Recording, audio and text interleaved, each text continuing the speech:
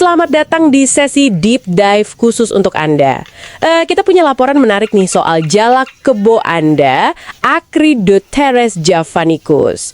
Misinya, gimana caranya mengubah suaranya itu dari yang sekedar call ya kan, yang kasar itu jadi song yang merdu yang berkualitas kontes. Dan sumber kita kali ini bukan panduan perawatan harian biasa loh ya. Ini fokusnya ke intervensi neurobiologis. Jadi strategi yang agak out of the box gitu, langsung menyasar ke otak burungnya. Jadi kita nggak cuma ngomongin pakan atau jemur, tapi lebih ke pemrograman ulang jalur sarafnya. Oke, mari kita bongkar bareng-bareng. Iya, betul. Langkah pertama, ini memang krusial banget sih. Membedakan antara call sama song pada jalak kebo Anda. Call itu kan suara yang keras, pendek, terus diulang-ulang. Sifatnya itu bawaan lahir, innate. Dikontrolnya sama batang otak, bagian bawah. Biasanya ya buat alarm atau nandain wilayahnya gitu. Nah, ini yang sering kali dominan kalau burungnya belum jadi. Sebaliknya, kalau song itu kicauan yang kompleks, bervariasi, merdu. Dan ini penting. Ini hasil belajar. Butuh kontrol dari area otak depan yang lebih canggih. Namanya Song Control Nuclei atau SCN. Potensinya sih ada di jalak kebo, tapi ya itu harus diaktifkan. Tunggu, ini menarik nih. Kalau gitu perlakuan standar yang biasanya kasih banyak extra feeding, EF kayak jangkrik itu, bukannya bagus ya buat energi nyanyi, tapi sumber ini bilang kok malah bisa memperkuat call. Gimana itu ceritanya? Nah, itu dia. Betul sekali pengamatan Anda. EF yang berlebihan itu seringnya malah memicu birahi yang tinggi. Dan birahi ini secara naluri ya erat kaitannya sama respon teritorial, yang mana respon teritorial itu pakai jalur call bawaan tadi. Jadi alih-alih mendukung song yang butuh belajar, malah memperkuat refleks call-nya. Jadi ini bukan soal kurang energi, tapi soal jalur otak mana yang terstimulasi dan jadi dominan. Oh, oke. Jadi harus dialihkan gitu ya dari refleks ke pembelajaran. Masuk akal. Oke, kalau gitu mari kita lihat pabrik lagunya ini, si SCN. Di sumber disebut ada bagian kayak HVC dan RA. Itu perannya apa ya secara spesifik? Betul. SCN itu jaringan yang lumayan rumit ya. Sederhananya gini. Area kayak HVC itu penting banget buat mempelajari pola lagu baru. Kayak memori lagunya gitu. Sementara RA itu lebih ke bagian eksekusi. Dia yang kasih perintah ke syrinx, pita suara burung, buat menghasilkan suara sesuai pola yang udah dipelajari di HVC. Keduanya ini bagian dari sirkuit yang plastis, artinya bisa berubah, bisa beradaptasi lewat belajar. Tantangannya yaitu, gimana caranya bikin sirkuit SCN ini lebih dominan daripada jalur call yang udah kuat dari bawaan? Oke. Terus ada disebut soal kualitas suara kristal dan gema. Dan ada kaitan sama paruh tebal. Kedengarannya agak aneh ya. Apa hubungannya? Iya. Itu memang observasi yang menarik ya. Soal biomekanik. Jadi gini, SCN boleh aja merancang lagu yang indah. Tapi kan butuh alat musik yang prima buat ngeluarinnya. Nah, koordinasi antara syrinx, pernapasan, sama rahang itu penting banget. Observasi soal paruh tebal ini mungkin, ini hipotesis ya, mengindikasikan kalau struktur paruh dan rahang yang kokoh itu bisa ngasih stabilitas fisik. Jadi, song yang dihasilkan bisa lebih kuat, lebih jernih, dan mungkin lebih bergema. Semacam fondasi fisik yang bagus buat output vokal yang optimal. Oke, jadi SCN perlu diaktifkan terus didukung juga secara fisik. Nah sekarang intinya gimana caranya memaksa SCN ini kerja lebih keras? Katanya ada cara unik, bukan doping hormon biasa kan? Tepat sekali. Ini inti intervensi yang pertama dan penting banget. Lupakan ide doping testosteron dosis tinggi. Itu resikonya birahi meledak, malah balik lagi ke call. Strategi di sini pakainya zinc sulfat, ZN, tapi dosisnya mikro. Kecil banget. Ini bukan doping hormon ya. Anggap aja kayak nutrisi arsitektural. Zinc mikrodosis ini bantu tubuh burung memproduksi testosteron alaminya sendiri secara stabil. Tujuannya untuk membangun dan merawat struktur jaringan SCN itu tanpa ada ledakan hormon sesaat yang bikin birahi. Jadi, fondasinya diperkuat dulu. Tentu saja, ini harus dibarengi sama manajemen birahi yang ketat. Makanya, di fase awal protokol ini, fokusnya justru ke D birahi.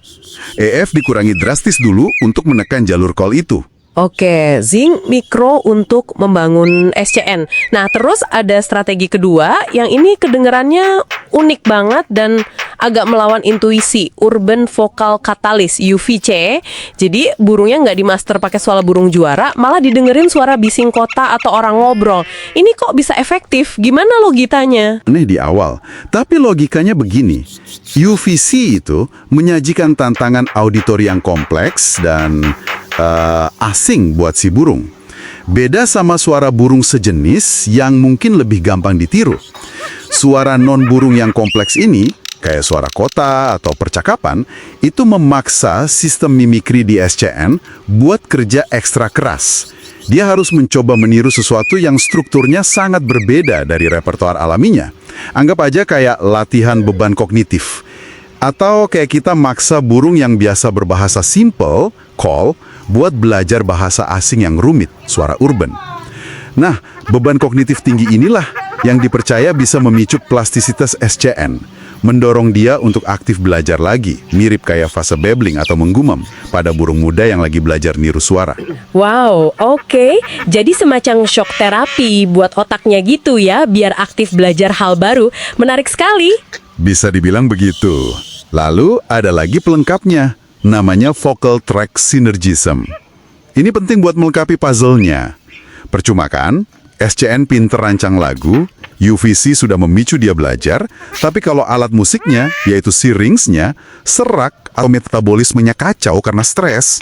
Makanya di protokol ini juga disarankan kasih suplemen untuk kesehatan syrinx biar suaranya jernih, plus probiotik untuk jaga metabolisme stabil dan mengurangi stres. Tujuannya biar kondisi fisik dan mental burung prima. Jadi energinya bisa fokus penuh untuk belajar song, bukan malah stres terus balik lagi ke call. Paham. Jadi semuanya saling mendukung ya. Ada zinc buat SCN, UVC buat stimulus belajar, terus ada support buat syrinx dan metabolisme. Lengkap. Nah, ini kan katanya dirangkum dalam rencana aksi 90 hari ya. Dibagi 3 fase ya. Bisa tolong dirangkum cepat nggak poin-poin penting tiap fasenya? Betul, ada 3 fase, masing-masing sekitar 30 hari. Secara ringkas gini, fase 1, resetting, 30 hari. Ini fokusnya nurunin birahi dulu. Jadi EF minim banget, hampir 0 kalau perlu. Mulai kasih zinc mikrodosis sama probiotik atau kalsium. Tujuannya menyiapkan pondasi SCN yang tenang, bebas dari dominasi call akibat birahi. Fase 2, stimulasi kognitif, 30 hari. Nah, di sini UVC mulai diterapkan setiap hari. Bisa beberapa jam.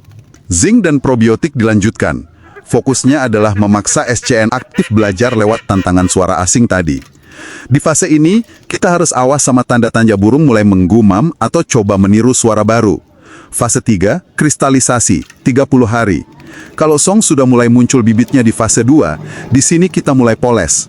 Tambah suplemen buat syrinx, misal vitamin anti serak itu. EF mulai dinaikkan lagi, tapi terkontrol. Biasanya diberikan setelah sesi UVC. Latih juga di lokasi yang agak bergema buat memantapkan volume dan kejernihan. Bawaan call lewat manajemen birahi, dorong yang dipelajari song lewat nutrisi khusus zinc dan latihan kognitif UVC, terus poles hasilnya dengan dukungan fisik, suplemen syrinx probiotik.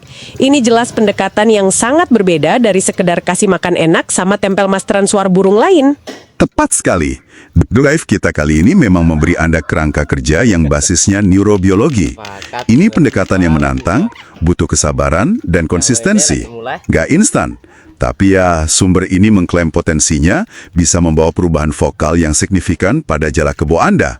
Kalau berhasil, bukan nggak mungkin bisa sampai level siap kontes.